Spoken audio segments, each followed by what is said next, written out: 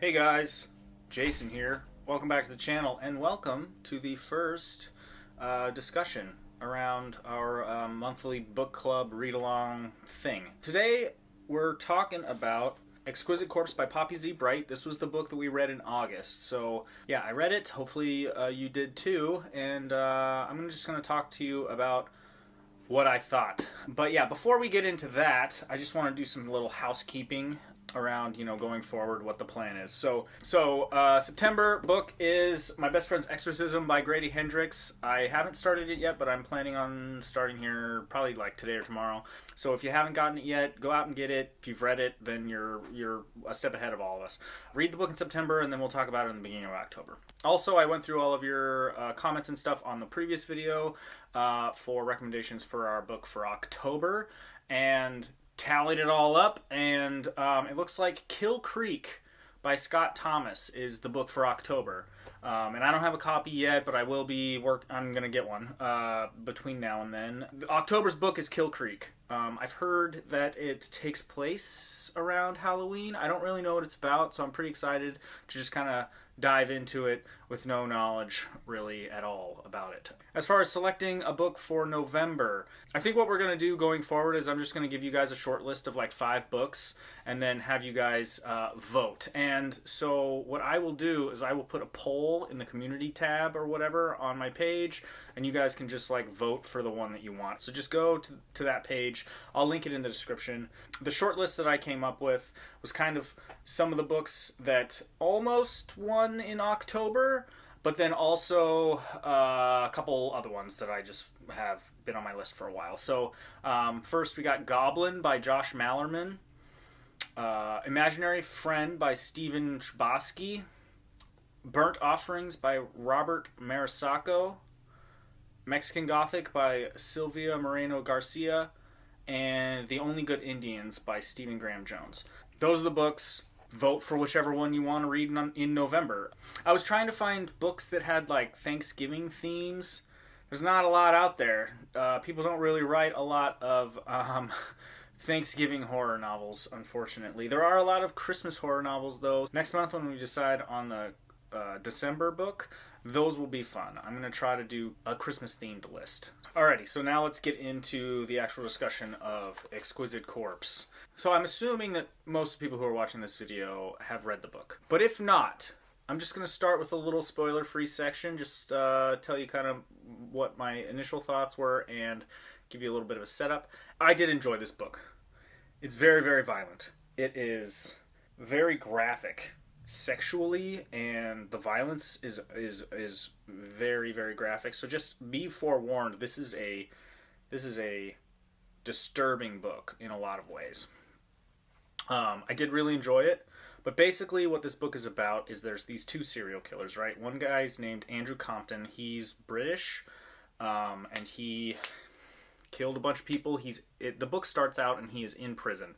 He escapes, and then he goes to America. And then there's a serial killer named Jay Byrne in New Orleans, and these guys kind of have similar MOs. They're both gay, and they prey on young men. So what they will do is they'll go to bars and stuff, and they'll pick up dudes, take them home, and then murder them. So anyway, so these 2, like, their paths cross, and they meet. And so they form this kind of weird relationship. It's almost like a love story, kinda, but yeah, it's really interesting. And then the story kind of goes from there. So that's all I'll say as far as the setup goes. I think I gave this book 4 out of 5 on Goodreads. I did really, really enjoy it. All right, so that's the end of the spoiler-free section. Now I'm gonna talk a little bit deeper about what happens in the story and my thoughts around it. Okay, so first let's talk characters, right? There's basically like 4 main characters, or like point of view characters. Like basically the way it's structured is each chapter is from a different character's point of view, and there's like 4 main ones, right? You got Andrew Compton, serial killer in London. He's in jail when the story begins. Killed a bunch of guys. He would lure them back to his place, get them drunk, or drug them or whatever he had to do to like subdue them, and then he would murder them, and then he would like keep their bodies around and like have sex with them and stuff, which is gross. And then eventually he would get rid of their bodies once they got too rotten to do anything with. And so, yeah, he's an interesting character, I guess. So both of the serial killers in this book are based on real people. So, and I'm not sure the name of the guy. I can't remember, but he's a serial killer from London, who this was kind of his MO. When the story starts, he's in prison, and he had just been diagnosed with HIV. So he's got that going for him, and that's kind of a theme throughout the story. Like AIDS comes up a lot, but we'll get there in a little bit. I'll talk a little bit more about that. But he does this thing, like the way he escapes is kind of weird. He does this thing where he like meditates or something, or he's able to like lower his heart rate to the point where he's essentially dead, right? So they think he died, but his consciousness is still like lingering around or whatever, and then they think he's dead, so they take him to like the hospital, and they're like about to perform an autopsy on him, and he like comes to, and then he kills the doctors and gets out, and then he kills another guy and like steals his passport and then flies to America. This is kind of one of my only gripes of the story, is like this is like this weird supernatural thing that I don't quite understand. Like it wasn't well explained like what exactly was going on. It was like it just seemed unrealistic to me. It seemed like it was something that, like a weird ability that you shouldn't have. Like you shouldn't have the ability to die and then come back. The next sort of main character, his name is Jay Byrne. He's a serial killer in New Orleans. He's also based on a real murderer. I think Jeffrey Dahmer. He's a rich guy. He's got a lot of money. Essentially, he does very similar to Andrew. He goes to bars. He picks up young men, takes them home. But rather than just like killing them outright, what he likes to do is he likes to torture them and make them feel like excruciating pain and like prolong their suffering as long as possible. That's like what gets him off. He's also a cannibal, so sometimes he'll eat them or parts of them while they're still alive. Sometimes he will, eventually they do die, and then he'll eat them. He hangs out in the French Quarter in New Orleans. I've never really been to New Orleans, so I don't really know what that is, but from the context of the story, it seems like kind of like the gay part of town. There's like, it's where all the gay people hang out or something. So anyway, so that's kind of where he like goes to find victims and stuff, and he meets a character named Tran. And Tran is a young Vietnamese man. He's like 18 years old. He hangs out in the French Quarter, and he meets Jay, and him and Jay kind of start this like relationship. There's this scene in the book where the first time that they meet, or maybe it's not the first time they meet, but when the first time that Jay takes Tran like home with him, he's like going to kill him, but then he doesn't, and I think they like are gonna have sex, but then they don't. I can't really exactly remember why like Jay decides not to kill him, but for whatever reason he doesn't in that moment. But regardless, Tran is his next victim in his mind. And then the fourth kind of main character, he's more of like a side character, but he does have a pretty substantial role in the story. His name is Luke. He is Tran's ex-boyfriend, I guess. He was recently diagnosed with AIDS, and when he found out, him and Tran were together, and Tran got scared, and Luke kind of freaked out a little bit. He was kind of having a hard time dealing with it all, and he like tried to infect Tran with his blood and stuff, and like at all throughout this, like Luke is a drug user, like intravenous drugs, and Tran I think was dabbling in that a little bit when he was with Luke. So that's kind of why Tran was a little worried about, obviously didn't want to get AIDS. They broke up when Luke tried to infect Tran. Now, Luke also runs an illegal radio show. His like moniker on the radio is Lush Orimbod, I think is how you pronounce it. And he's like a provocateur. It's like talk radio. He like talks about AIDS, and he refers to like straight people as breeders, and he talks about how they should all die. And he's got like really strong opinions about all of that. So yeah, those are the main characters. And the story, continues. Basically it's like how all these people kind of interact. Now the writing. So it's written multiple POVs. Each one of those characters has point of view chapters. There might even be other characters, like side characters and stuff with POVs, but I don't really think so. I think it's pretty much just those 4 main characters. His writing is really, really good. Prose is really nice. It's not super purple for the most part. There's some flowery language, don't get me wrong, but for the most part, it's very, very concise. It's kind of detached in a way. It's like very matter of fact. He just says what's happening the most visceral way, like as detailed as possible. There's no like filter. You're just reading it, and you're brutal and bloody and gross, just graphic. I thought that was like a really cool way of writing. There's also this like weird perspective shift that happens where he switches between first person and third person. The only point of view that's written in first person perspective is Andrew. All of the other characters are written in third person perspective, and it's kind of weird, but it's kind of nice because you can tell exactly who it is that whose head you're in. But yeah, so it also makes Andrew feel like the main character, like the one that's telling the story, because all his chapters he's like, I did this, I did that, and then the rest of the story is like, he did this, he did that. After having read the book, I would say, yeah, Andrew's probably the main character of the story, or at least I guess he's maybe the one telling the story. And yeah, that's even like more apparent by the end of the book, because he's like the only person that lives. I really enjoyed his writing style, and I really want to read more of Poppy's books. So yeah, this is my first one. So alrighty, so let's talk about the ending. Like I said, Andrew and Jay meet at a bar. It's funny because the scene I thought was really interesting. They were both there to find their next victim, right? So they both, they spot the other one, and in their heads they're like, I'm gonna take that guy home, and he's gonna be the guy. But then they meet, and they both sense something about the other person, like that something's not right, that like whatever, they can like sense something. So they go back to Jay's house.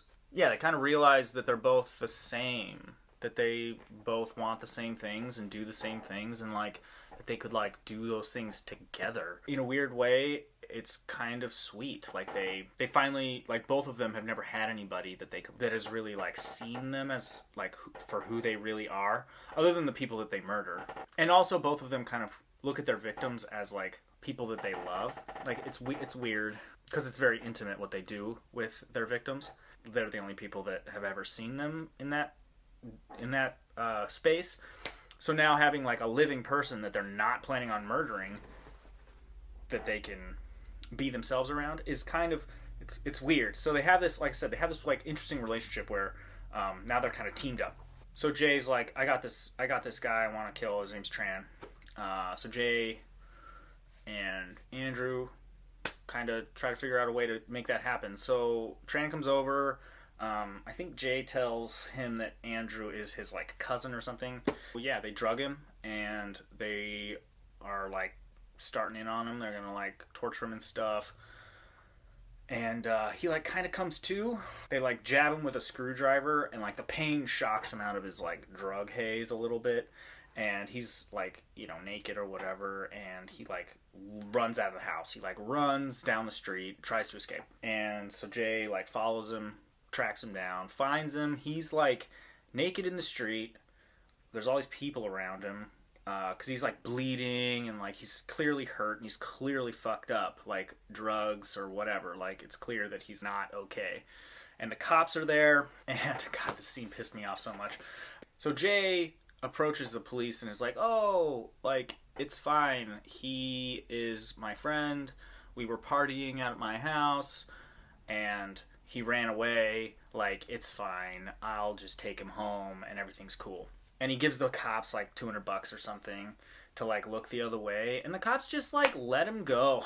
And it's like, oh my God, I can't believe this. I was so pissed at these police. All the while, so when all this is happening, Luke is looking for Tran.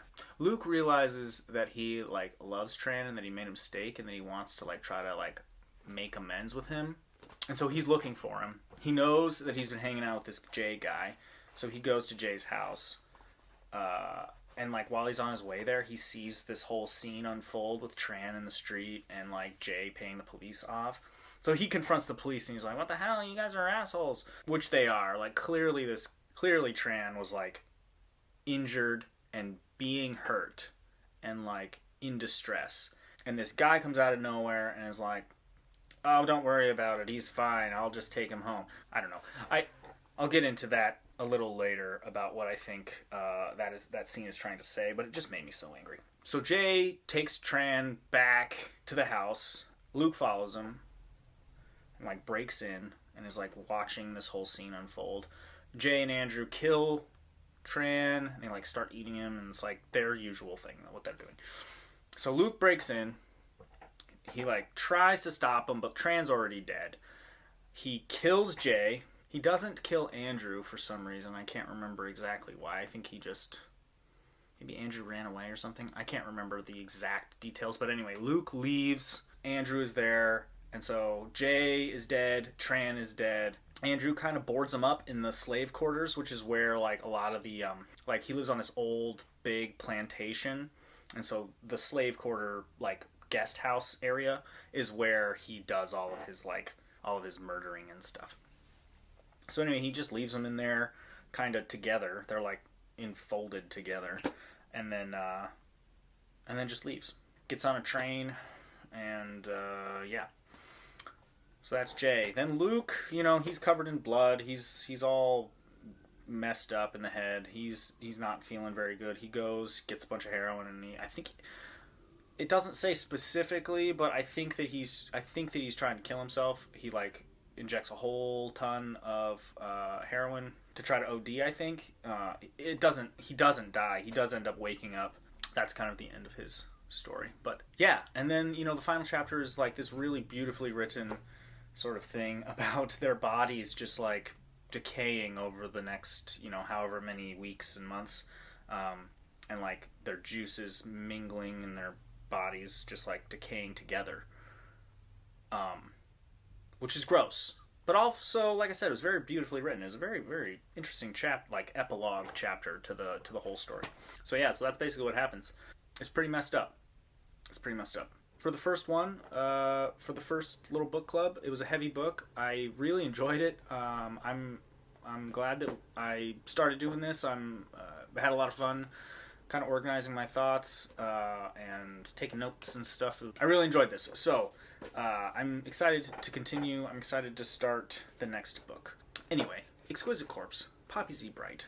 Please let me know in the comments or whatever if you guys have anything to add. I'd love to hear if you agree, disagree on any of the things that I said. I'll try my best to like answer and continue this discussion in the comments. So yeah, again, reminder, I'm going to put that poll up for the books for November, so please go vote for whatever book you want to read in November. Best Friends Exorcism in September, so read that, and I'll see you guys, I guess, next month when we do this again. Anything you guys want to add, please just let me know in the comments. So I really appreciate your time, and thank you for watching. I'll see you guys next time. Peace.